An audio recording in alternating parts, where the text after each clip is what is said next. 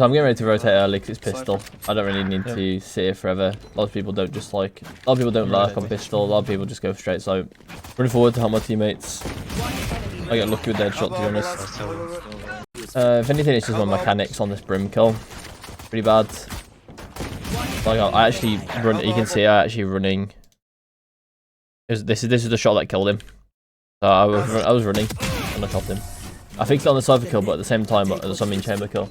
But at the same time, I also was not having... I didn't have very good movement against the chamber there. I was like super rusty this game. But honestly, it shouldn't really be an excuse. So this game, so the reason why I'm like being super aggressive right now, I just checked for a potential fast, like a walkout peak or something, or a fast peak. So the reason why I'm walking out is because I know for sure that if they're not here, then they're going to be 5-stack somewhere. So they're going to be 5-stack mid or 5-stack A. Or yeah, so once I know they're not B and they're not B fast or early, then I know for a fact that this is all basically clear. And then I go off on my teammates. I think they were saying something. Yeah, many. Dizzy has targets, many from the Reyna, so I just know for sure that I can just run here because I know that there's going to be barely anyone here. I do walk because I'm concerned that there is like maybe a potential lurk over here. Yeah, this is honestly wrong. I should probably just push it. I actually do know that they're all going to be A, so I'm pretty stupid. I said I got a fast flank. I'll come off flank. 140 on brim. I don't remember if we win this or not. But I get my fast flank off, so I get over to... I can't remember what actually happens. I got a kill on Jet. Nice. That was kind of stupid, but I could have got traded, so I wanted to have a smoke there. But honestly, in retrospect, it didn't really matter. I was still gonna get traded there if anything. Brim kind of trolled there. I think honestly, if I was against a better player, I lose this because he should be more this way, or he just won't be there and he'll be over here. I get kind of lucky. I also get lucky that he's bad mechanically and didn't kill me. I could have probably shot that. And I managed to shoot this. I actually whiffed completely. Good comms from my teammates. We get elbow kill. I actually shoot that guy in the leg, don't I? As well. Blue. It's blue. So I shot him here. I shot him there. I shot him in the foot. That's where I shot him. My crosshair is here. Nice. Brilliant aim from me there. Brilliant aim. Same cam, same setup basically. The reason why I did this as well on this round is because I was convinced that we're going to come B this round. I was convinced. Because I thought that it hasn't worked out. I was going to rotate here and then I saw the two mids. And I was like, yeah, I'm just going to go market instead. I heard them run market. I get my one way, but she has dash. So I want to try and find a 1v1 so you can see me tuck in here. And then I didn't expect it to do not a wide swing. But in reality, yeah, it kind of makes sense that she wasn't committing here. Because I know that the breach isn't pushing me, because I would have heard him. Probably should just have, like, micro-wise, I should just put my crosshair closer. But this is actually a mistake. So I assumed that they were juggling the aggro as soon as she went back in. So I knew that the breach was going to be next. And so when he flashes, I was like, okay, well, I'm dead. So I just crouch spray him, and I get the kill, I think. And then get traded. I don't actually know 100% what the right play is here. Like, just playing a bit safer overall, being, you know, like what? I mean, we're in a 2v4, so it's kind of difficult to play, like, to justify playing safe in a 2v4. Because you're going to want to find that risk, that high risk, high reward type play. Usually. So you want to try and find the aggressive plays, get some 1v1s.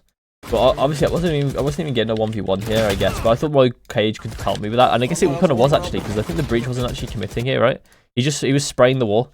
He wasn't committing, but the jet were committed. Maybe I should have just tried to run as soon as the jet didn't commit to me. Like at this point, actually, I shouldn't even fight her maybe. But to be fair, I kind of have to because she can just swing this and see me the whole way. So I do actually have to fight. But at this point, I should be like walking. I should be walking backwards. Like I shouldn't be like going side to side. I should be walking backwards as well as side to side. Like I should be trying to get space between us. So the breaches are harder. It's harder for the breach to actually like come around the corner. As you can see, like so if I go step back, the further I step back, like this way, the harder it is for the more the breach has to run to see me. Yeah, it's just normal setup again. But this time, what I do instead, I do very similar to the bonus. I go for like a spooky play. I go for like a really fast lurk. And the reason why I actually do this is for this gecko ult. So as soon as the gecko ult was said, the gecko ulted, and as soon as I knew the gecko ult wasn't here, which is basically instantly, I'm walking straight out up A. I know for a fact, well not very for a fact, but I know that there's a decent chance that there's no one here. And that there's a decent chance that I can get a timing on someone. And it turns out they're going like mid and sort of A area, so I actually get a good timing on mid here. And the thing is that even though the is horribly misplayed, like mechanically, I could probably do a lot better. The actual like gameplay was good here, right? And I don't feel like any ciphers in like low elos would ever do this because it's just way too. It's like super aggressive. I still have my like setup here, right? And the funny thing is like I'm completely neglecting I've got that setup essentially to make this play. And there's a high risk that I could just die and my setup's useless. But I've taken so much space that my teammates can afford to play like super compact. Obviously, it's not super like they know for a fact that the only way into B is through market. So now these players should probably be a bit more focused on like maybe that sort of line, or just like playing safe in mid. So they've only got that option through to B. So they've only got one option through to B, so they have to funnel this way, and they can't go this way, and they can't go this way. So they might just want to focus on keeping this control. But yeah, these are types of plays that I make on Cypher when I see the opening for it. You have the reads for it. The Gecko ult kind of helped me have that reads.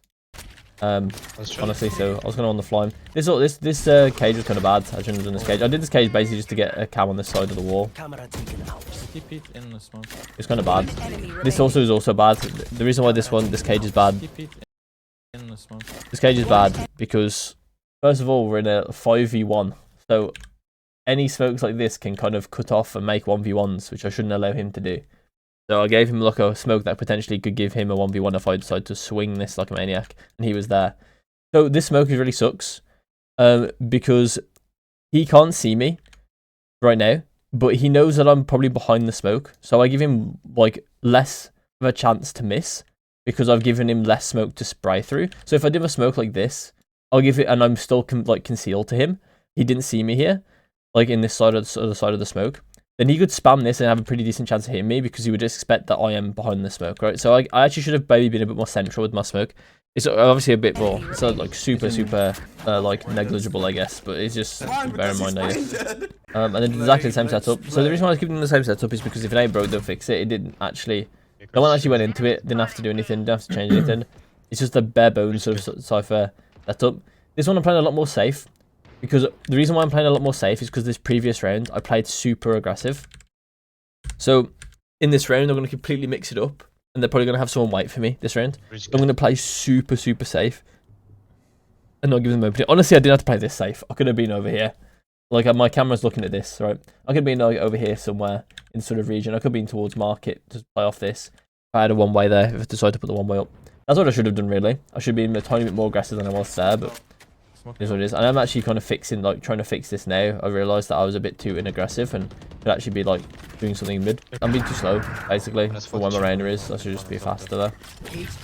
Oh yeah. Yeah, I was trying to, I thought that he might not expect me to go round so fast, but honestly I was so slow looking back at it that honestly, yeah, that was such a bad play. Like I was just waiting for him to shoot.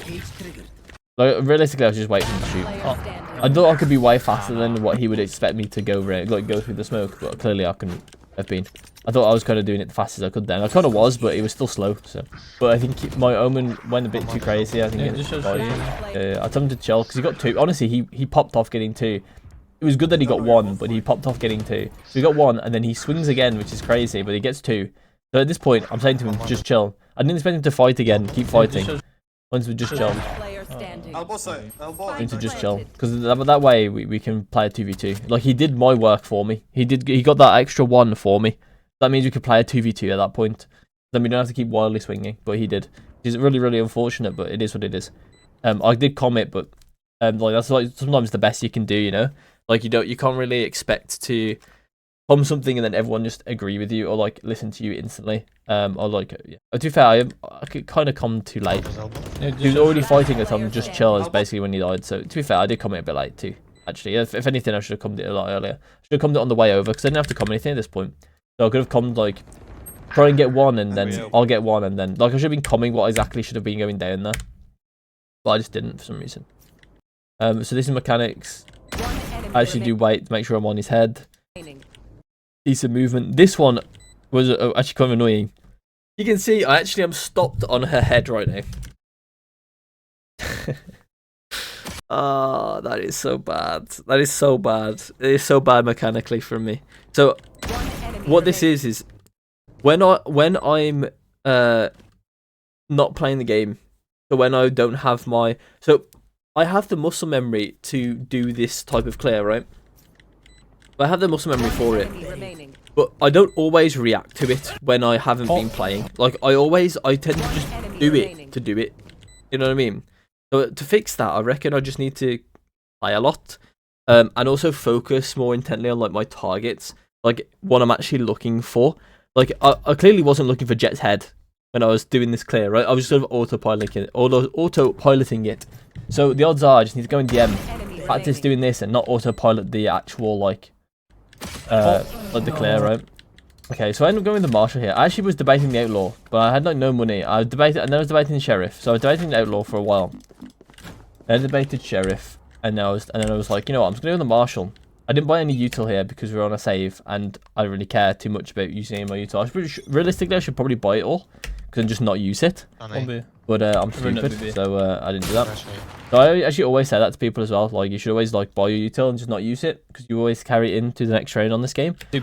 So I actually made a mistake there by not buying util here. Kind of like economically. Going back, please clear. Or just like looking at the round, like if there's a chance to win the round and I need cages to do it, or I need like I need a trip, like a trip will really help me win the round. Like I don't have them available to me, but I don't actually have to use them if I don't think that is actually the case. Like so I actually keep the money anyway. So we go back to the same old setup every time. They actually don't actually get out. I push late and then they end up getting wallback like collaters by Morena. Through the smoke. I'm still fighting because my Reina's still fighting. Realistically, I probably should have died there. As I was like wide swinging the other angle. I basically skipped his angle by going back in, like you can see here. So I went back in for no reason. And then when I come back out, he's there. So I skipped the angle for no reason. When realistically, my crosshair should still be on that corner because I went back into the angle. I went back into the corner. So I actually troll here, but my breach, or the enemy breach, is kind of bad. And I'm honestly bad too, but it didn't actually matter. So I'll go with a different cam this time. The reason why is because I think they're actually going to go B again. So I put the cam there for a light thing, but then as soon as like I hear like out mid and some other stuff. They smoke mid. Out mid. They smoke mid, out mid. I'm like, okay, maybe I can just try and catch a lurk here or something. Try and get a lurk. There's no way that there's going to be anyone watching me. I thought that maybe there's a chance like they're going to be passively watching this stuff, but I didn't think he would be this close. I thought that he would be, as you can see, I'll skip his angle. I thought the odds are there was going to be one person over here somewhere, kind of like semi-cautious at the flank. And I thought they were going to do like a 1-4 or 4-1. So they're going to have like 1-4, or they were going to do, 4-1. And they weren't going to do someone here, unless it was Chamber who was going to go like semi-aggressive, watch this angle, or try and walk up here. So as soon as I cleared this, I thought to myself that he was going to be A, or he was going to be like near his team. I think to be fair as well, like if you want to, so there's probably an argument as well for my actual read itself. And they could have been 1-3-1ing anyway. And they could have had someone like in these. Obviously, it's possible, right? And honestly, you can argue as well that out of the 5 agents on their team, the 2 that are have the most possibility to play like this specifically is actually going to be Breach, Chamber, and maybe Brimstone. The reason why is because Breach does have a level of like range to him with his fault line, so he can actually like fault line from here. So he could actually have just fault lined something for his team, and then walked back here to just check the flank for like 10 seconds, right? Just to like check for my actual aggression that I did a couple rounds ago. So it could have been really, really smart from him to check for this aggression after influencing what his team wanted to do in mid with his fault line. He also could have then as well like kill me and then just run here, ult this. I'm not sure if he had ult to be fair, but he could have like theoretically could just run here, ult this, and his team can take B basically for free because they know that main is clear from me. Just waiting for me. And there's, to be fair, the moment wouldn't have even ulted because they probably would have thought I was alone after the previous rounds. But yeah, basically the reason why I think one of the main things I should take into consideration when making this play is that I maybe should just play a tiny bit slower when they go mid in Sunset. Just because there's a chance it's a 1-3-1. With like, or not 1-3-1. With there's a chance that like, actually maybe wait, let me rethink this. It's not really about 1-3-1. Because if it was 1-3-1, it would have just played into the same thing I was talking about anyway, with the one player watching me here or being in this position.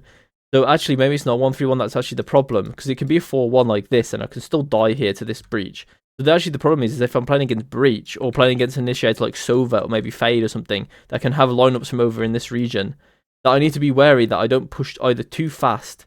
I don't push too fast, because at that point I'm like timing them in checking me. That's probably actually what it is, right? Because I don't think I can really be faster than this. And if I'm faster than this, then technically I might be able to put, like catch them out of using their util, like a Sovaro from this corner or something, or like a breach doing his ult from his full line from here. I catch him with getting his weapon out after it or something. But I don't think I can actually realistically be that fast. So I think I should just delay the push, right? Try and read when they're actually going to stop looking at me. But obviously, this is the first time that he did this, so it's hard for me to actually like read it properly instantly, like properly, without him doing it before. And obviously, I don't know. That was actually maybe a byproduct of playing a bit too safe on the 5th round after I made this aggressive play originally. Is because I couldn't test if they were actually contesting me or like how they were contesting that play. So then it made it harder to make the play again. So that actually could be the reason why. Like that actually could be a problem that I just identified with the way I played that round. I was a bit too safe. I knew I was a bit too safe playing over there on that other round.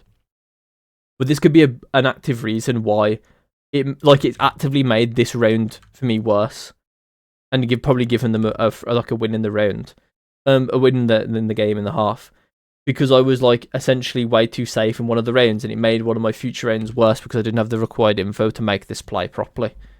That also technically could be arguable because I was so unaggressive in that position. I didn't get the info I needed to kind of make that play again. But I mean, I don't actually know 100% if that was true, because I don't actually know what he did or what anyone did in that round. That if they were over near B at all really. Hey, this is me showing how I learn Valorant on stream, my thought processes and that kind of stuff. If you find this useful, I stream every Monday and Wednesday at 2 PM GMT. This analysis was focused on lurking and how to be aggressive on defense. If you enjoyed, subscribe, like and comment something you want to learn about Valorant. We can learn it together. And I will see you in my next one.